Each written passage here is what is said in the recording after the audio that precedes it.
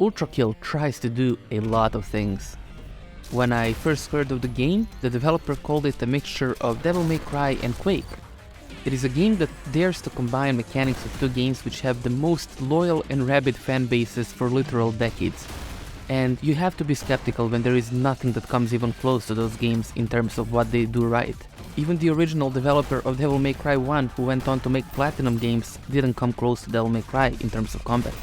And when it comes to Quake's movement and the way that it utilizes its weapons, there are very few games that do even one of those two things as well as Quake does, let alone both of them, and let alone in the context of a first-person shooter. People have to talk about Doom 2016 and Doom Eternal as the games that would revitalize the old-school shooter genre, but even those games, as amazing as they are, don't even come close to Quake when it comes to the mixture of movement and weapons. They have a very similar weapon arsenal and they have an amazing game loop that supports the weapon arsenal, but when it comes to movement, Quake is still king. So when somebody, especially a single indie developer, comes and says, well yes, I'm gonna go ahead and make the best parts about these two masterpieces that even AAA companies can't replicate, and I'm gonna make my own game out of it, come and try it, you have to understand why anybody who is a fan of those two games would be very, very skeptical. And it just so happens that I'm a person who has hundreds of hours in both Devil May Cry 3, 4 and 5, and that I have grew up playing Quake for more than a decade. So when I'm doing a review of this game, I'm doing it from the point of view of the exact target audience that the developer probably had in mind when he made this game. And when I say that after 200 hours, ULTRAKILL not only meets the stupidly insane expectations that the developer set for it, as well as all the positive reviews, but it actually stands on its own 2 feet as something more than just its inspirations. So much so that there are actually ULTRAKILL likes on the Steam store right now, which is so insane for an indie game that is still in early access. Well, if you've never played ULTRAKILL, please strap in and enjoy. And if you already played it and would just like your biases confirmed, sadly you did come to the right place, because even though I love to argue about video games, I cannot argue against ULTRAKILL.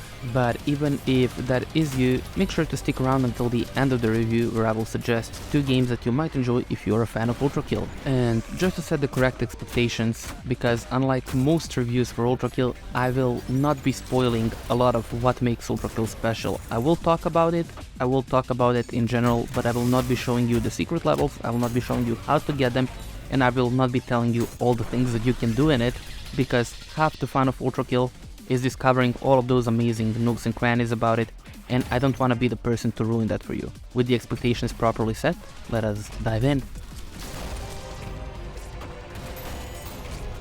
What makes ULTRAKILL incredibly hard to evaluate is that, unlike most games where you can pinpoint exactly what makes them special, ULTRAKILL has many layers that you keep uncovering the longer you play the game. Putting a spotlight on one of those things just means that you would be robbing somebody of the experience of experiencing them the first time. But if I had to encapsulate what makes me wanna play ULTRAKILL and what makes me wanna recommend ULTRAKILL, is that you can feel the love and the passion that was poured into it when you were making it. And not in a way where somebody was making their favorite game, but in a way where somebody was making their masterpiece and wanted to put a piece of themselves into it. Anytime a new weapon would release into early access, you don't just think about what weapon does, you think about how it would interact with all the systems that are already in place, how it would interact with all the other weapons, all the other variations of the weapons. You don't think about anything in an isolated way, because every single system in the game lends itself to interactivity with other systems. That is why I think that in 10 years we will be talking about ULTRAKILL like we are talking about legacy indie titles that started the indie boom in the industry, like Braid and Super Meat Boy, or The Binding of Isaac. I know that it is really hard to know where we will be in 10 years from now, but I feel pretty safe in saying this. It is crazy that whenever a new piece of content, whether it is a level, it is a weapon, it is a new enemy type, a new boss, you just know how much time and thought went into it, how much play testing went into it to make a perfect package for the players. And in order to illustrate that, let me show you the latest weapon that came into the game, which would be the rocket launcher, and show you just how deep it intertwines with every single system in the game. And one thing I want you to keep in mind is that the rocket launcher is not the most versatile weapon in the game. As I'm sure that you know and that you saw in the footage, ULTRAKILL is a movement shooter, so every single weapon should impact moving or shooting or both in some way. As you can see, you have some pretty run-of-the-mill rocket jumps. If you combine it with the movement mechanics that ULTRAKILL already has, just look at the crazy amounts of speed that you can get. You can also stop time, and then let the time go with your rockets. But would it be cool if you could just jump on the rocket and ride it, because you can do that. And yes, you can continue chaining movement after that. You can also explode your rockets after you stop the time, and then you can also combine that with big explosions to make crazy hyper explosions, because if you combine the exploding laser along with another explosion, you get huge explosions. But then you can also combine the stoppage of time along with the exploding shotgun, yes, and then invincibility frames that you get from a dash slide, and you can do that. You can slide into a bunch of enemies and commit mass genocide basically. And then of course you get the normal bunny hopping, rocket jumping, all the stuff that you kinda expect. Imagine just how crazy it is to get something like this every update. Well, not every update is as big as a new weapon of course, but every single thing that gets added has so much depth into it, has so much obvious love poured into it, that it is just so hard not to get excited whenever you see a tweet by the developer. But that is what also makes ULTRAKILL really hard to talk about. It is not as hard as something like Outer Wilds, where you just have to play the game to know, but it is hard not to spoil the things that you really love about the game, because a part of that love, a part of acquiring that attachment to a game like this is actually going through the motions, going through the process yourself. Because if I told you, well, there are so many amazing boss fights and there's so many secrets and there's so many rewards for doing different things, then you would know what to expect, you would know exactly what to do, and I don't want to rob you of the experience of going in. Ideally, as a new player, what I think that you should do is install the game, know that there is probably more to it than meets the eye, and then engage with it as much as you want, because as long as you engage with it, the game will keep rewarding you. But if you just beat the game once and stop, you will still have an amazing experience. I will not be showing the boss fights except one, because in this boss fight you can parry a punch of a huge giant, as you can see, and I thought that you should see that, but every single boss fight is so good.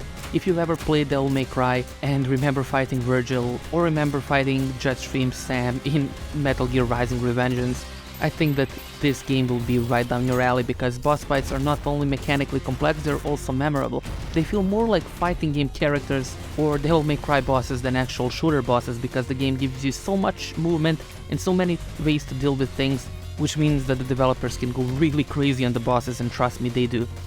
Before we wrap it up, I would love to show you the use of music in this game. I'm sure that you've heard the soundtrack in the background, and it is absolutely amazing. It is almost fully composed by the main developer, but there are also 2 tracks, I believe, done by other people. Every single track in this game is a banger, my favorites being the one that you're hearing in the background right now, and the one that I'm about to show you, because I do want to talk about the use of music in this game, especially as the game goes on, more so than in the early levels. The developer got really creative at making big set-piece moments where the music kicks in at right times, and it is just goosebump inducing. I don't know how to explain it better, but let me turn up the volume and actually show you so that you can see for yourself.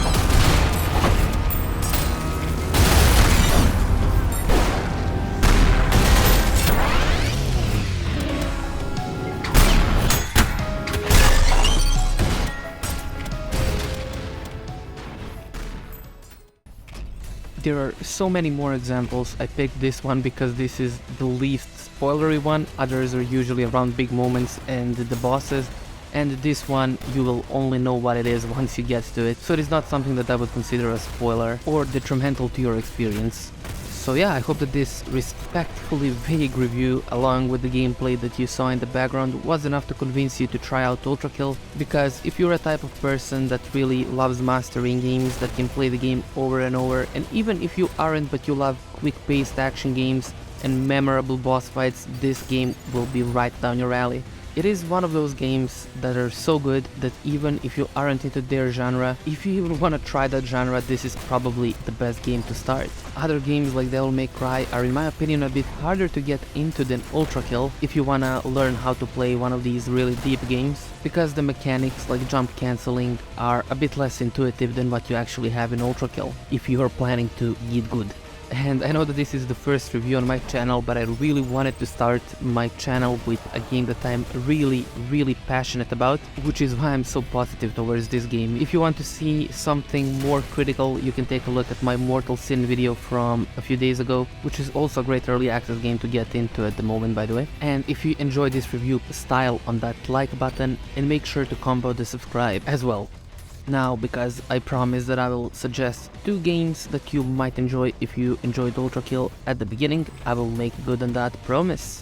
As we explored in this video, what makes ULTRAKILL special is all of those layers of depth as well as obvious love that the developer has put into it, combined with an insane mechanical skill ceiling and that flow state that you can get in while you play it. So 2 games that I think that fit this bill well would be Celeste and Sekiro: Shadows Die Twice. And well, yes, these games are not the same genre as ULTRAKILL. I can guarantee that they have the same qualities that you do love in ULTRAKILL, especially Celeste because it was made by a really small indie studio and you have secrets upon layers upon hidden game mechanics that you don't even know are there but are there from the beginning that you can enjoy and then perfect for literally hundreds of hours, because once you beat the game has only really started, which is kind of true for ULTRAKILL as well. And Sekiro, even though its philosophy is way different, where ULTRAKILL goes really wide, like Devil May Cry, giving you millions of options to deal with different things, Sekiro kind of hones into one way of playing the game where you need to hone it and perfect it, and once you beat the game, you get to unlock a new mode where you play without a charm that keeps you safe. I will not spoil how it actually works, but it is a game that you can discover over and over again, so ULTRAKILL enjoyers will feel invited home. If you agree or disagree with me, I would love to hear from you in the comments, and again, make sure to ULTRAKILL the like button and the subscribe, and I will see you next time.